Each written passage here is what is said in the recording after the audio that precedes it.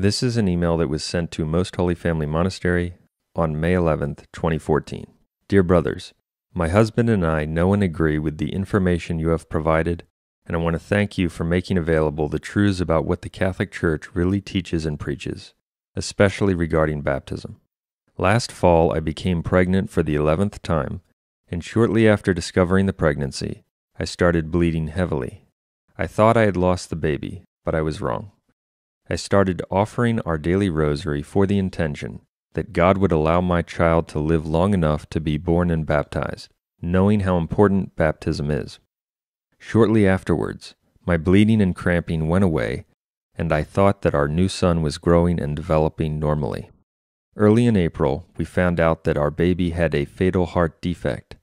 His heart became so enlarged that there was no room for his lungs to develop normally. I renewed my request, this time invoking Jesus, Mary, as well as Joseph, asking that God would allow my baby to be born alive, so he would have a chance to be baptized. Our prayers were answered this past weekend, with our newest son, Matthew George Roy, being born on the morning of May 10th. My husband baptized him immediately, and right after the baptism, the nurse told me that his heart had just quit. Looking at our son, knowing how bad his heart was and that he had virtually no lung tissue to breathe with, it was a miracle that he did not die before he was born. Both the doctor and nurse told me that his heart was beating at the time of his baptism. God kept him alive until he could be baptized. Then he took him to heaven. Please don't stop teaching and telling people the grave importance of water baptism, for if desire were sufficient to attain eternal life, God would have taken our son last winter.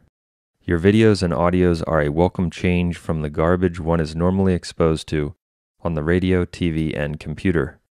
I'm looking forward to listening to your past and future videos and audios. God bless you now and always. Brenda Roy.